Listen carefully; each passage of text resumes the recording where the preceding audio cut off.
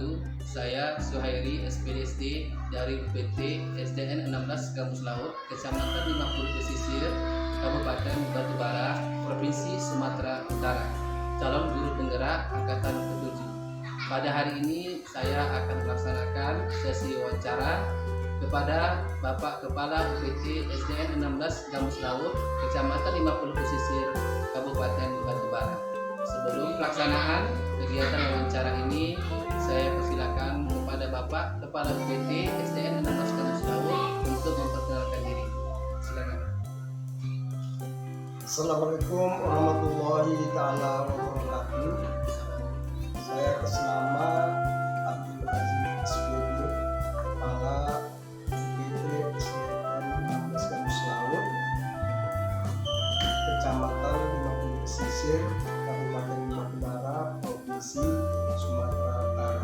Terima kasih. Assalamualaikum Pak.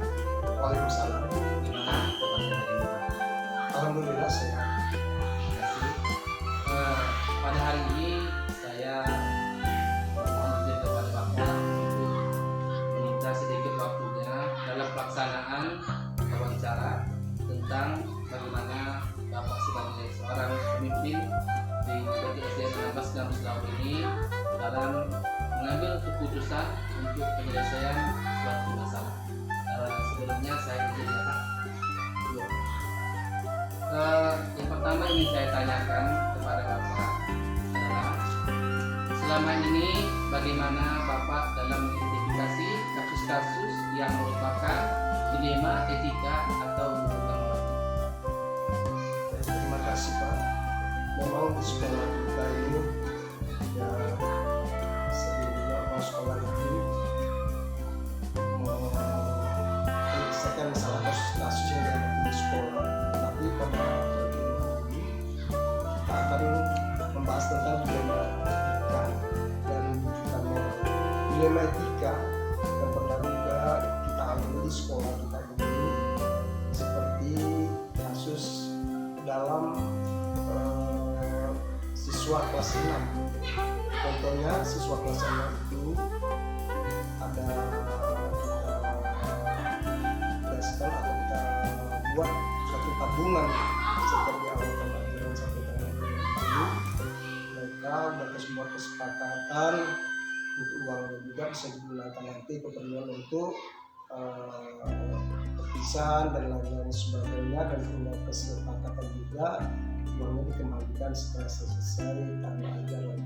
Walaupun demikian, ada juga orang tua yang tidak bisa menerima, kadang-kadang uangnya segera mau dikembalikan segera mungkin, tidak mengikuti aturan atau keputusan yang telah kita sepakati.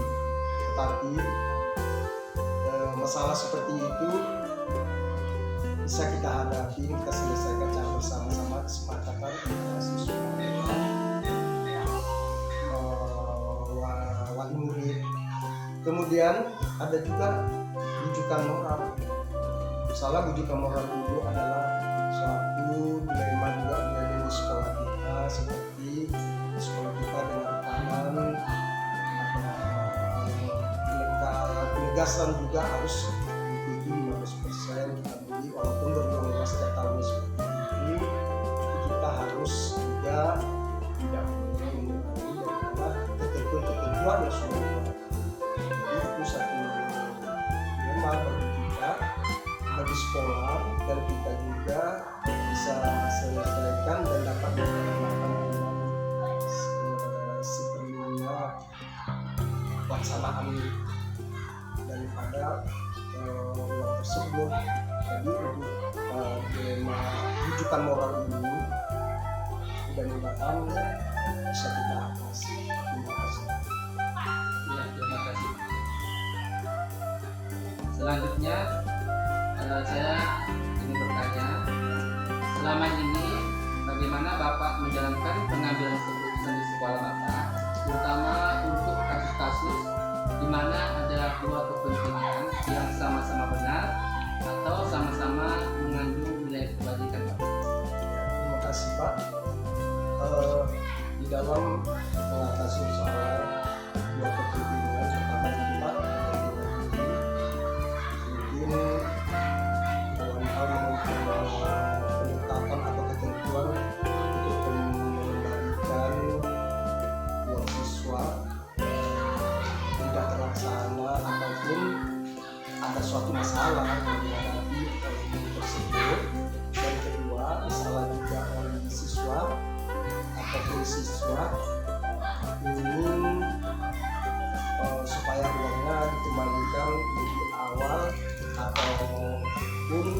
pada waktu yang telah ditentukan. Walaupun itu pernah dialami terjadi di sekolah kita, ya, tetapi kita dapat mengatasinya dengan dasar musyawarah, memanggil wali murid atau wali murid ke sekolah, dan kita juga sebagai kepala sekolah dapat mengatasinya. Bagaimana caranya tetap apa yang telah kita sepakati itu dapat kita laksanakan dan kita putuskan, itu tetap kita laksanakan supaya si wali murid tidak merasa curiga ataupun merasa itu janji-janji ataupun kepada siswa itu ditepati. Seperti itu saya rasa. Terima kasih. Ya, terima kasih Pak. Selanjutnya Pak, langkah-langkah atau prosedur seperti apa saja yang biasa Bapak lakukan selama ini? Mungkin yang kami lakukan Pak, pertama adalah kami memanggil guru tersebut, diajak musyawarah, kedua memanggil juga wali murid untuk berdiskusi menyelesaikan masalah-masalah yang terjadi di sekolah tadi, supaya kita dapat menyelesaikan kesalahan itu ada secara kekeluargaan dan tidak satu pihak pun yang dirugikan, dapat diselesaikan secara kekeluargaan. Saya rasa demikian. Ya, terima kasih Pak.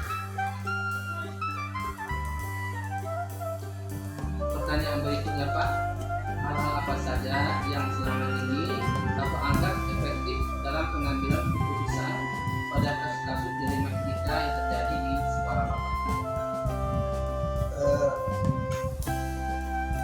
Selama ini ya kasus yang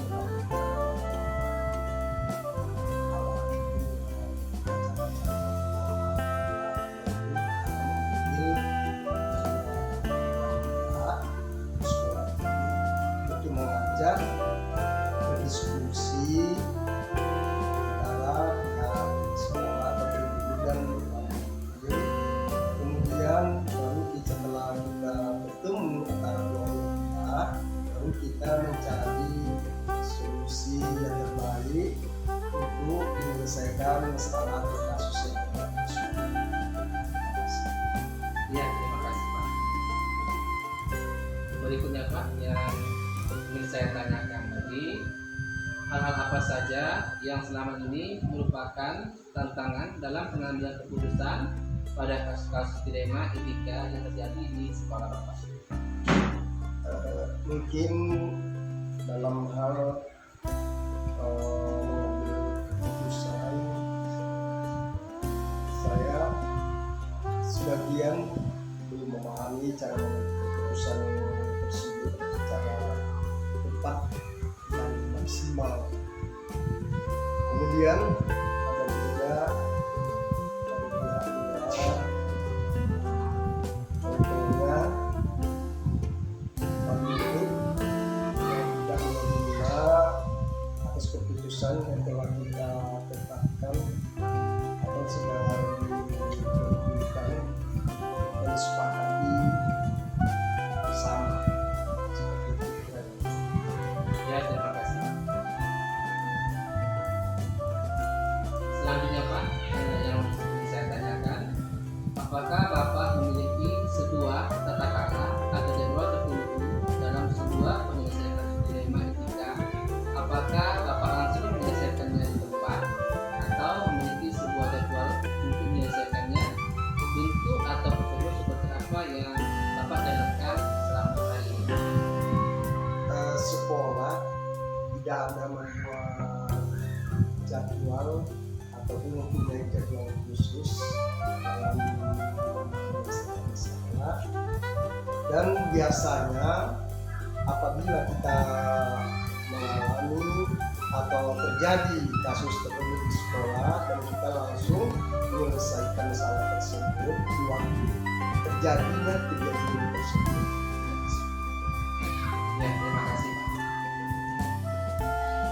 Untuk pertanyaan selanjutnya Pak, yang ingin saya tanyakan, selama ini mempermudah atau membantu Bapak dalam pengambilan keputusan dalam kasus-kasus dilema etika tersebut? Selama ini di sekolah kita adanya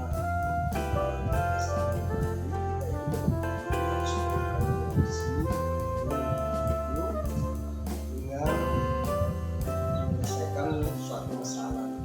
Di samping itu juga kita juga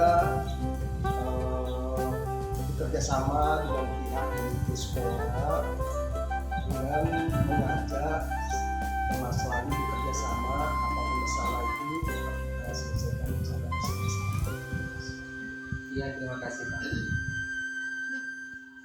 Selanjutnya Pak, pertanyaan yang terakhir yang ingin saya tanyakan kepada Bapak, yaitu dari semua hal yang telah disampaikan tadi, pembelajaran apa yang dapat Bapak petik dari pengalaman Bapak dalam mengambil keputusan dilema etika yang terjadi di sekolah Bapak? Dari pengalaman yang dapat saya ambil dalam mengambil keputusan dunia etika di sekolah ini, di antaranya adalah pertama itu adalah kerjasama pihak sekolah dan kemudian perlunya musyawarah antara pihak terkait dan menyelesaikan masalah-masalah yang terjadi di sekolah ini. Dan terakhir adalah melakukan berbagai pertimbangan-pertimbangan yang matang untuk mengambil dalam sebuah keputusan. Ya, terima kasih Pak. Terima kasih kepada Bapak yang sudah meluangkan waktunya untuk saya wawancarai mengenai pengambilan keputusannya pada masalah-masalah dilema etika yang terjadi di sekolah Bapak. Saya ucapkan terima kasih banyak. Ya, sama-sama. Mungkin di sana sini pihak sekolah juga jawaban dari sempurna kami juga dari pihak sekolah. Mohon maaf dan ucapkan terima kasih kepada Bapak sebagai Ya, terima kasih Pak. Terima kasih. Itulah kegiatan wawancara saya dengan Bapak Kepala UPT SDN 16 Kampus Laut, Kecamatan 50 Pesisir, Kabupaten Batubara. Sekali lagi saya ucapkan terima kasih. Assalamualaikum warahmatullahi wabarakatuh.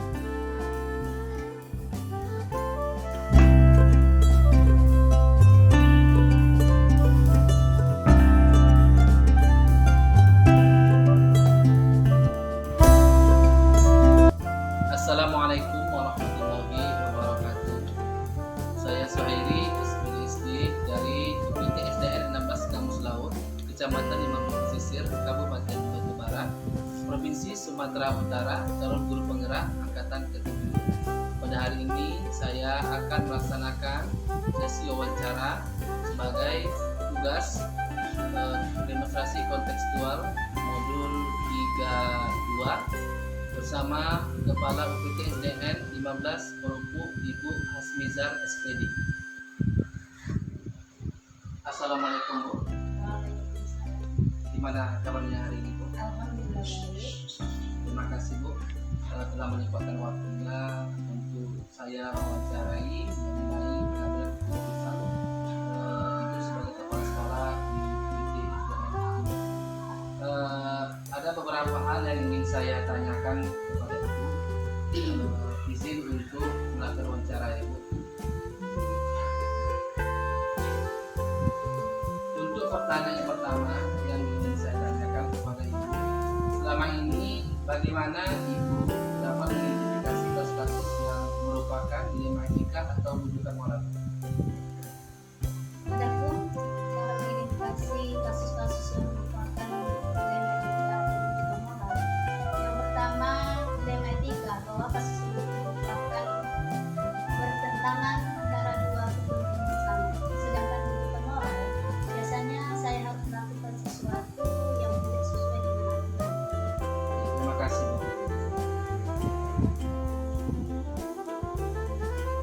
Untuk pertanyaan yang kedua, selama ini bagaimana Ibu menjalankan pengambilan keputusan di sekolah, terutama untuk kasus-kasus di mana ada dua kepentingan yang sama-sama benar atau sama-sama mengandung nilai kebajikan? Biasanya saya memanggil kedua belah pihak yang terkait. Yang kedua, mendiskusikan masalah di antara pihak yang terkait. Yang ketiga, mempertimbangkan keputusan terbaik untuk masalah tersebut. Ya, terima kasih. Untuk pertanyaan yang berikutnya yang ingin saya tanyakan adalah langkah-langkah atau prosedur seperti apa yang biasa Ibu lakukan selama ini untuk menyelesaikan kasus yang ada di sekolah yang Ibu pimpin ini? Adapun langkah-langkah prosedur yang saya lakukan, yang pertama memanggil kedua belah pihak yang bermasalah. Yang kedua, mengadakan musyawarah di antara pihak yang bermasalah. Yang ketiga, merumuskan solusi yang terbaik untuk membuat keputusan. Ya, terima kasih. Berikutnya Bu, yang ingin saya tanyakan, hal-hal apa saja yang selama ini Ibu anggap efektif dalam pengambilan keputusan pada kasus-kasus dilema etika yang terjadi di sekolah ini? Adapun hal-hal yang saya anggap efektif untuk mengambil keputusan, yang pertama mendiskusikan kasus itu kepada pihak yang terkait. Yang kedua, meminta masukan pada rekan-rekan kerja satu guru. Yang ketiga, meminta masukan pada komite sekolah. Saya harus libatkan komite. Ya, oke. Terima kasih atas jawabannya. Oke Bu, selanjutnya pertanyaan berikut, hal-hal apa saja yang selama ini merupakan tantangan dalam pengambilan keputusan pada kasus-kasus dilema etika yang terjadi di sekolah Ibu? Adapun tantangannya yang pertama, adanya pihak yang kurang puas dengan keputusan yang diambil. Yang keduanya, adanya beberapa pertimbangan lain yang harus dipikirkan. Yang ketiganya, adanya ikut campur di pihak ketiga dalam masalah. Ya, terima kasih atas jawabannya. Selanjutnya, pertanyaan yang ingin saya tanyakan kepada Ibu adalah, apakah Ibu memiliki sebuah tata cara atau jadwal tertentu dalam sebuah penyelesaian kasus dilema etika? Apakah Ibu langsung menyelesaikannya di tempat atau memiliki sebuah jadwal untuk menyelesaikannya? Bentuk atau prosedur seperti apa yang Ibu jalankan selama hari ini? Tidak ada. Jika pun ada masalah, langsung saya selesaikan secara keluarga atau dengan sekolah. Ya, terima kasih atas jawabannya Bu. Selanjutnya, pertanyaan yang ingin saya ajukan kepada Ibu, adakah seseorang atau faktor-faktor apa yang selama ini mempermudah atau membantu Ibu dalam pengambilan keputusan dalam kasus-kasus dilema etika yang terjadi di sekolah yang Ibu pimpin? Ada. Di antaranya masukan dari guru atau komite sekolah. Terima kasih atas jawabannya. Selanjutnya, pertanyaan yang terakhir yang ingin saya tanyakan kepada Ibu, yaitu dari semua hal yang telah disampaikan, pembelajaran apa yang Ibu petik dari pengalaman Ibu dalam mengambil keputusan dilema etika yang terjadi di sekolah Ibu? Adapun pelajaran yang dapat saya petik dari dilema etika, yang pertama bahwa mengambil keputusan tersebut harus dilakukan beberapa hal seperti diskusikan dengan masalah kita. Kedua, memanggil pihak yang sedang bermasalah. Ketiga, bekerja sama dengan pihak yang bermasalah.